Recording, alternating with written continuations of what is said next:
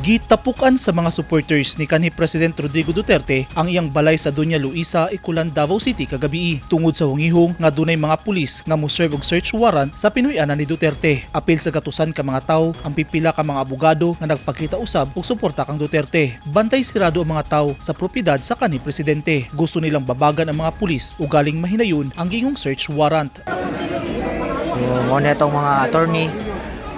Pahawa sila dito, sir. Nagbuntag og bantay ang mga tawo gawa sa balay ni Duterte. Giklaro sa Davao City Police Office, wala sila nadawat ng impormasyon kabahin sa gingong search warrant sa balay ni Duterte. Yes sir, ato na iklaro sir no nga ang Davao City Police Office wala tayo na-receive nga information with regards to the search warrant nga i-apply sa balay sa ato ang former President Rodrigo Duterte.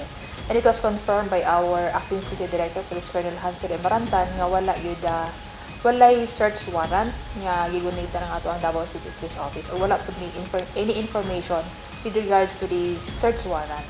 Sumala sa DCPO, walay natala nga kakulian atol sa panagtapok sa mga tawo. Ato ang monitoring sa ato ang Ikulan Police Station sa mga kapulisan po nato nga naa diha sa area security sir ha, wala yun mismo dito sa mga tao nga secure o nagaprotekta sa balay sa ato ang former president. And walay mga kakulian sir no problema during the sa panagtapok sa mga tao. Giklaro sab sa DCPO nga naay nagbantay nga mga pulis sa balay sa kanhi presidente. Ato na iklaro sir no nga wala gi pull out, wala gi recall ang mga PNP personnel nga ato ang gi-deploy sa balay sa ato ang former president.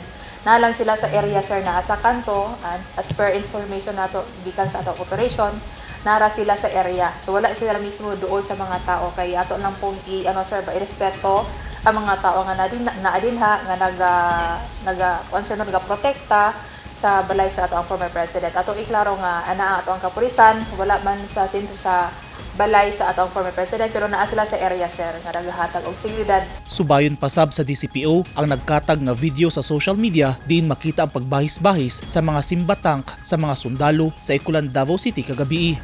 Yes sir, with regards sa nakita nato sa social media sir no nga naay mga equipment ang Armed Forces of the Philippines diha sa lugar sa atong former president. Mga sa kuan na og information sir no kung unsay purpose ug with regards sa coordination na mag-zero coordination sir ng AP nato task force Davao ug ang Davao City Police Office, but for the purpose sir ako sana iklaro. Luyo sa mga nahitabo gipasalig sa kapulisan nga padayon ang ilang pagbantay sa seguridad sa Davao City, hilabi na sa mga tawo nga magpahigayon og mga prayer rally alang kang kanhi President Duterte.